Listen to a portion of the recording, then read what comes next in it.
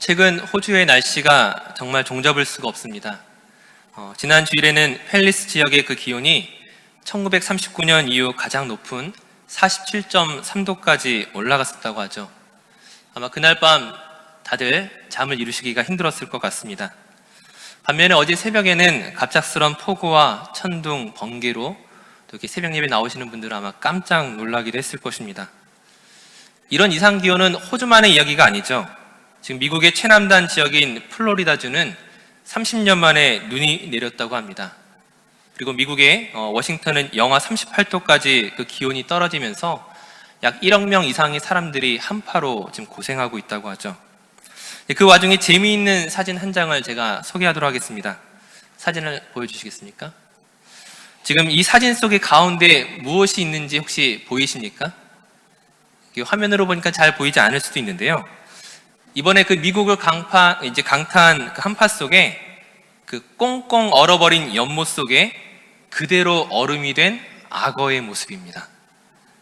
연못이 얼면서 악어의 주둥이가 이렇게 내민 상태에서 얼려버렸다는 것이죠. 근데 정말 놀라운 것은 무엇이냐면은 이 악어가 동사한 것이 아니라 아직 살아있답니다. 지금 그 겨울잠에 빠져 있는 거예요. 동면에 빠져 있지, 만약 날씨가 따뜻해지면 다시금 살아나서 움직일 수 있는 그런 상태라고 합니다. 또 하나의 사진을 보여드리겠습니다. 여기가 혹시 어딘지 아시겠습니까? 이 눈으로 덮인 이 산은 사실은 지구상에서 가장 뜨겁고 가장 건조한 것입니다. 광활한 모래가 끝없이 펼쳐진 아프리카 대륙의 그 북부를 차지하고 있는 사하라 사막이 바로 이 사진의 정체입니다.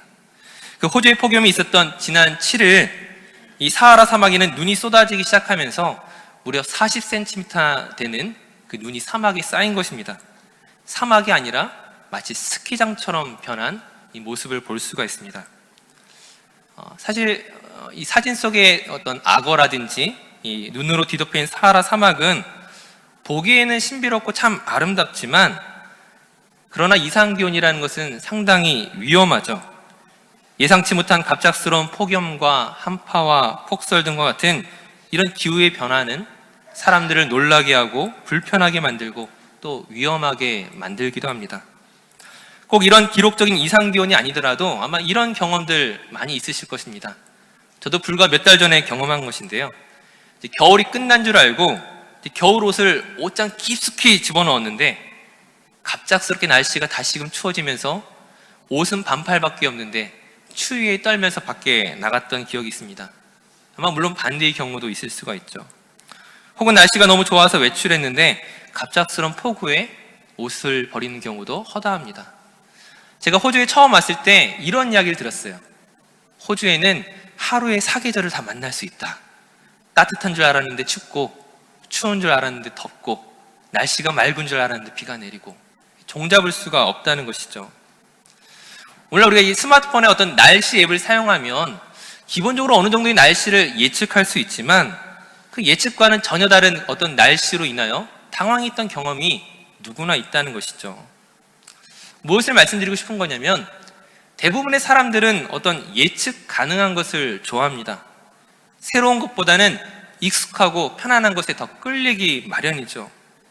물론 새로운 일에 도전하고 경험하는 것을 좋아하는 사람들도 있겠지만 그것 또한 그 새로운 일에 어떤 미래적인 보상이 예측되기 때문이지 그 어떤 예측도 할 수 없는 상황이라면, 아니 어떻게 보면 손해만을 볼 수 있는 상황이라면 그 새로운 일에 뛰어들고자 하는 사람은 아무도 없을 것입니다.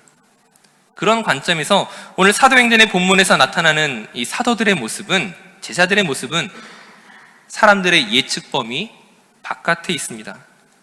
오늘 본문의 상황은 대제사장과 사두개인들이 사도들을 잡아다가 옥에 가두었습니다. 그리고는 이 공회와 이스라엘 원로들을 이제 모으고 있는 상황이었습니다.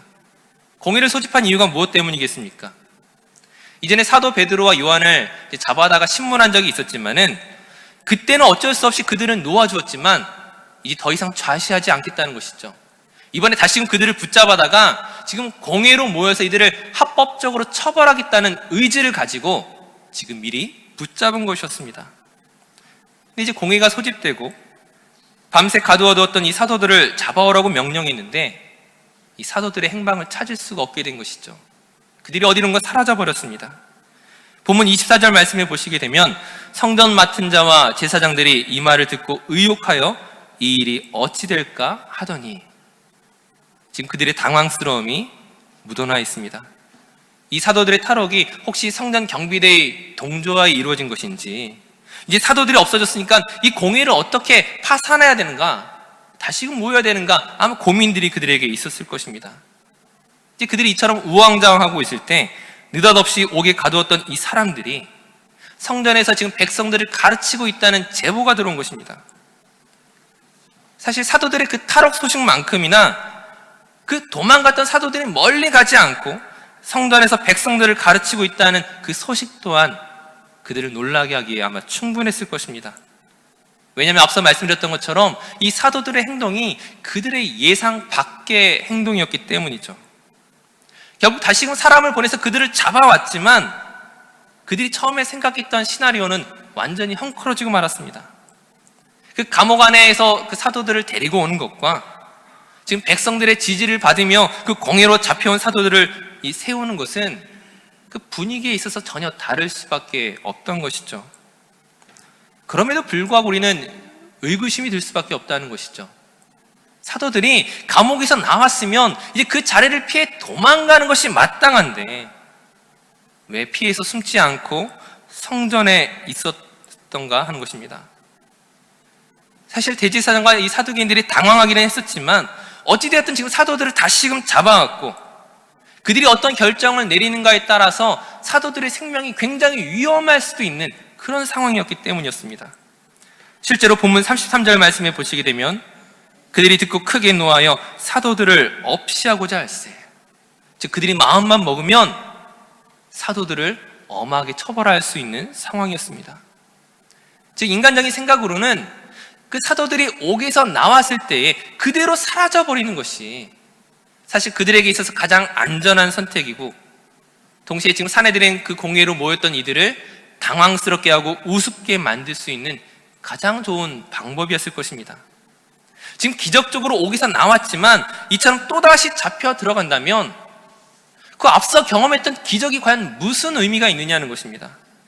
대제사장과 사두개인들을 당황하게 만들었지만 그들의 결정에 따라 또다시 위험해질 수 있다면 과연 무엇을 위해 앞서의 기적이 필요했느냐는 것이죠. 실제로 사도들의 목숨은 건질 수 있었지만 본문 40절 이하의 내용을 보시게 되면 채찍질을 당하고 모욕을 당하고 쫓겨납니다.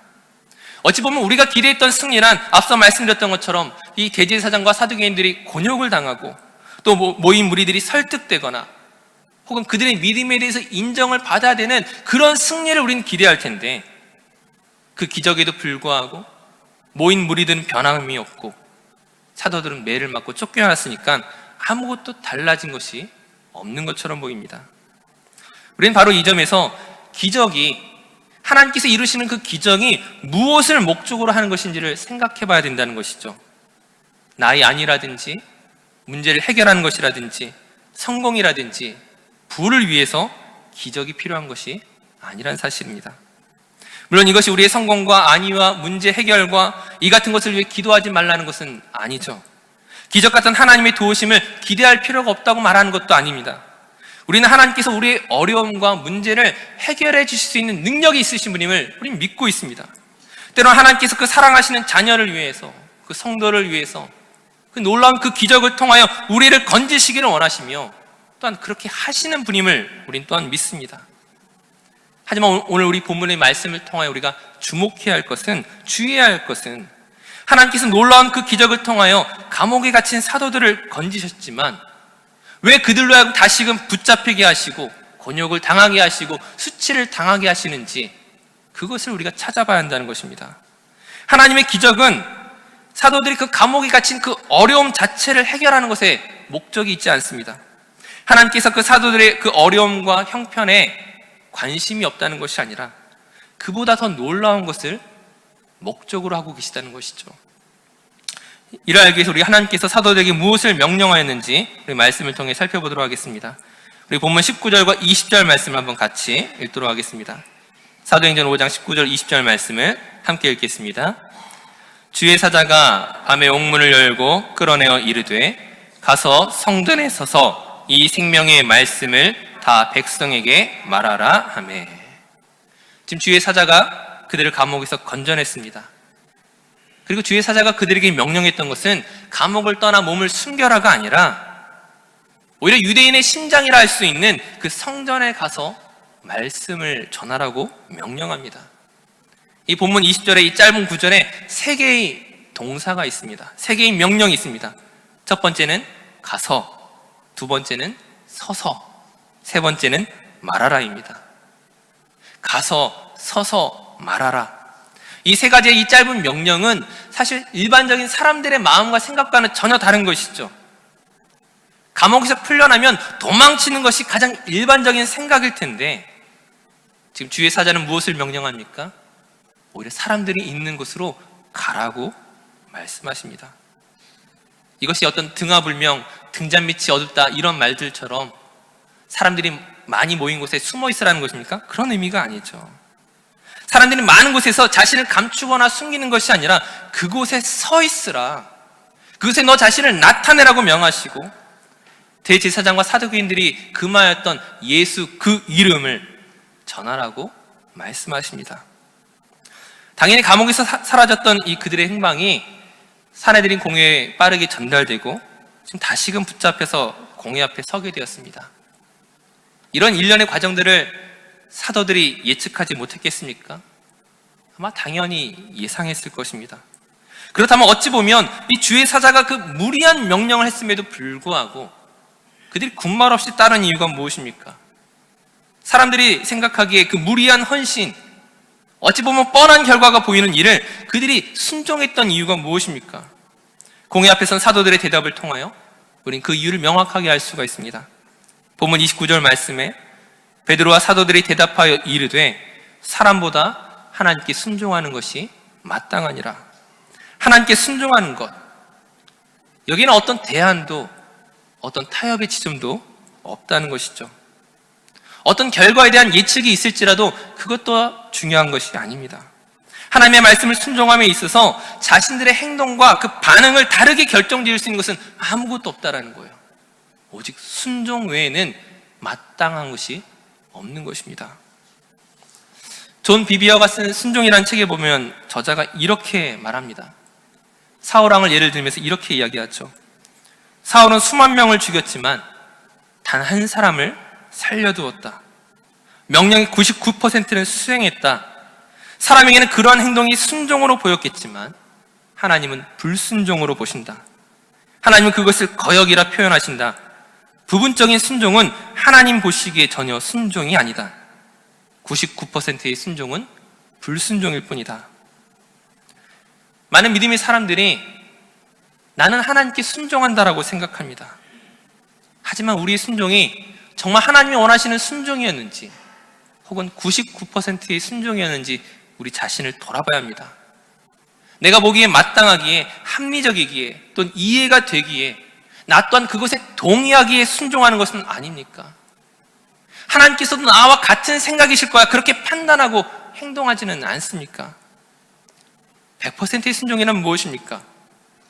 혹 내가 보기에 마땅하지 않고 내가 보기에 합리적이지 않고 내가 보기에 이해가 되지 않고 결코 난 그 사실에 대해서 동의할 수 없음에도 불구하고 그것이 하나님의 명령이기에 순종하는 것이 100%의 순종입니다.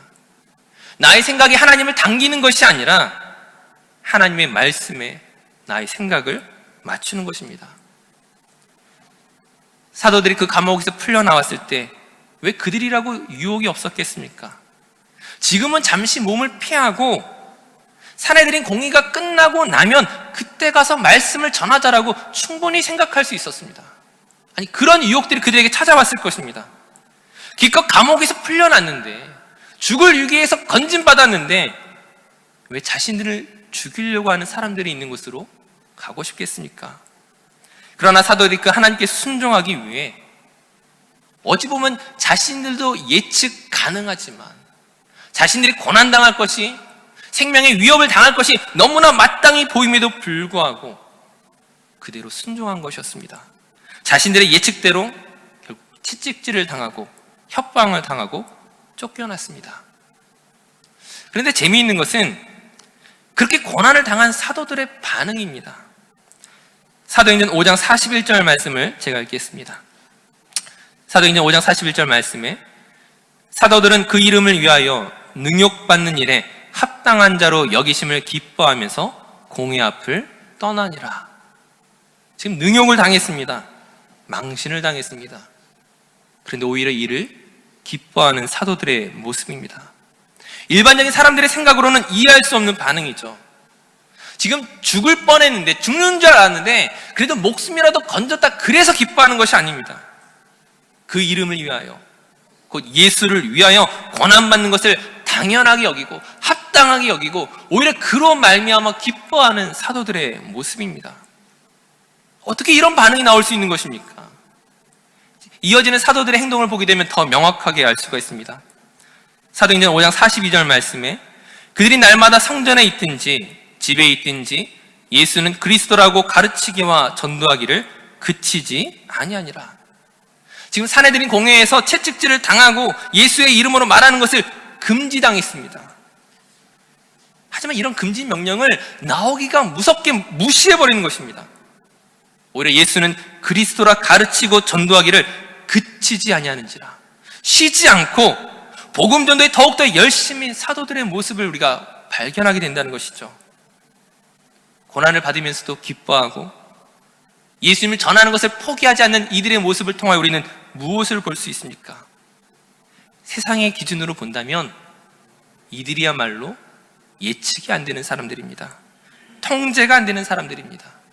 답이 안 나오는 사람들입니다. 채찍질을 해도 기뻐하는데, 때려도 마땅하게 여기는데, 하지 말라고 해도 하는데, 과연 누가 이들을 막을 수 있겠습니까? 즉 세상이 감당할 수 없는 바로 그런 사람들의 모습이 바로 오늘 사도들의 모습입니다. 세상이 감당할 수 없는 이 사도들을 통하여 그럼 어떤 결과가 나타나겠습니까? 바로 그 뒤에 이어 사도행전 6장 1절 말씀은 이렇게 시작합니다. 그때에 제자들이 더 많아졌는데, 사도들이 능욕을 당하고 고난을 당하고 매를 맞으며 쫓겨났지만 그때의 그 결과가 무엇입니까? 교회의 부흥입니다. 대제사장과 사두개인들은 그 예수의 이름을 감추려고 했지만, 그 예수의 이름을 입에 담는 것조차 거부하였지만 오히려 그 일로 말미암아 예수의 이름이 나타나고 영광을 받으십니다. 오늘 말씀을 시작하면서 하나님께서는 사도들이 감옥에 갇힌 어려움을 해결하는 것, 그 이상의 목적을 가지고 있다고 말씀드렸습니다. 만약 사도들이 그 감옥에서 빠져나와 몸을 숨겼다면, 자신들의 몸을 피했다면 과연 어떤 결과로 나타났을까요? 물론 그들이 당장의 위기는 모면했을지 모르겠지만, 물론 그 이후에 그들이 다시금 복음을 전할 수 있겠지만, 과연 이토록 강력한 복음의 역사와 능력이 나타날 수 있었겠습니까? 세상과 숨바꼭질을 하면서 복음을 전한다는 것은 설령 그 이후에 또 다른 기적이 그들 가운데 있을지라도, 또다시 감옥에서 빠져나온다 할지라도, 그러나 그 숨바꼭질로는 복음의 강력한 능력을 체험할 수 없다는 것이죠. 즉 하나님께서 지금 이 사도들을 통하여 나타내시고자 하신 것은 숨바꼭질 그 이상의 것이라는 사실입니다. 사도들도 예측하지 못했던 놀라운 그 복음의 능력과 역사를 나타내기 위한 하나님의 계획이었다는 것이죠. 물론 앞서 감옥에서 그 사도들을 구한 것이 의미 없는 일은 아닐 것입니다. 이를 통하여 하나님께서 언제라도 사도들을 구원하실 수 있음을 분명히 확인할 수 있었습니다. 하지만 그 하나님을 위해서, 예수의 이름을 위해서 능욕받는 것을 합당하게 여기고 기뻐하는 그 제자들의 믿음을 통하여 하나님은 훨씬 더 위대한 일들을 준비하고 계셨던 것입니다. 하나님께서 우리를 위하여 베푸시는 그 기적의 것 이상에 곧 우리 자신의 존재가 이 세상이 감당할 수 없는 기적의 존재가 될 수밖에 없는 그러한 일들을 하나님은 계획하셨고 또한 제자들이 나타낸 것이었습니다. 그리고 오늘 그 믿음의 자리로 하나님께서 저와 여러분을 초대하고 계신 것입니다. 사랑하는 성도님들, 세상과 숨바꼭질을 하시겠습니까? 아니면 세상이 감당할 수 없는 사람이 되겠습니까? 복음 전도에 여러 가지 방식이 있겠지만 오늘날 많은 사람들은 말씀 선포가 없는 전도 방식을 선호하는 것 같습니다. 봉사를 한다라든지 사람들을 초대해서 가정이나 교회에 와서 예배를 드리게끔 한다라든지 그런 방식의 전도를 많이 합니다. 그러나 말로써 예수 그리스도를 분명하게 나타내주지 않으면 결국 그 사람 안에 복음이 들어갈 수 없습니다. 더 나쁘게는 우리의 선행이라든지 나는 괜찮은 사람입니다 이런 것들을 증명할 뿐이지 정말 이 사람에게 복음의 담대한 선포를 할 수 없다면 어떻게 하나님의 능력과 역사가 나타날 수 있겠습니까? 그것으로 인하여 우리가 불편해질 수 있고 그것으로 무시당할 수 있고 조롱당할 수 있고 어려움을 당할 수도 있겠지만 하나님께서 우리에게 명령하시는 것은 복음의 분명한 약속과 선포입니다. 복음이란 좋은 소식입니다. 선포해야 하는 메시지이고 가르쳐야 하는 진리입니다. 전해야 하는 우리의 말이고 들려줘야 할 우리의 이야기입니다. 이를 놓쳐서는 안 된다는 것이죠. 다시 한번 주의 사자가 그 사도들을 옥문에서 건져낸 후에 무엇을 명령하는지 다시 한번 살펴보시기 바랍니다. 가라. 세상을 향해 우리를 가라고 말씀하십니다. 그 세상에서 숨어 있지 말고 숨바꼭질하지 말고 그곳에 당당히 서서 생명의 말씀을 전하라고 우리에게 명령하십니다. 복음의 삶을 살아갈 때 우리가 경험하게 될 그 무시와 손해와 여러 가지 것들이 걱정이 안 된다면 그것은 거짓말이겠죠. 우리는 아마 사도들의 수준만큼 되지 않을 것입니다. 그 정도의 감당할 믿음의 수준이 되지 않을지도 모르겠습니다. 하지만 그런 복음의 믿음의 삶을 살아갈 수 있도록 하나님께서 계획하고 계시고 우리 그 믿음의 자리로 끌고 가실 줄 믿습니다. 때로는 고난으로, 때로는 광야로, 때로는 우리가 이해할 수 없는 여러 가지 방식으로 우리 삶에 배열하신 그 일들을 통하여 우리가 사도들과 마찬가지로 담대하게 복음의 말씀을 전하는 복음의 일꾼 삼으실 줄 믿습니다. 우리가 그렇게 서게 될 때에 그때에 교회가 부흥하며 하나님이 영광 받으실 것입니다. 복음의 사명자로 놀랍게 쓰임받는 저 여러분 되시기를 간절히 축원합니다. 기도하겠습니다. 좋으신 하나님, 우리를 사랑하여 구원하여 주시니 감사합니다. 주의 은혜에 감사하며 복음의 말씀을 전하는 자로 우리를 삼아 주셨지만 우리가 여전히 세상과 숨바꼭질만 하고 있는 것은 아닌지 돌아봅니다. 하나님의 기적을 바라기만 하는 사람이 아니라 우리 자신이 기적의 존재가 되며 세상이 예측할 수 없는, 세상이 감당할 수 없는 믿음의 사람이 되도록 우리를 인도하여 주시옵소서. 우리를 불러주신 하나님의 은혜에 감사드리며 예수님의 이름으로 기도드립니다. 아멘.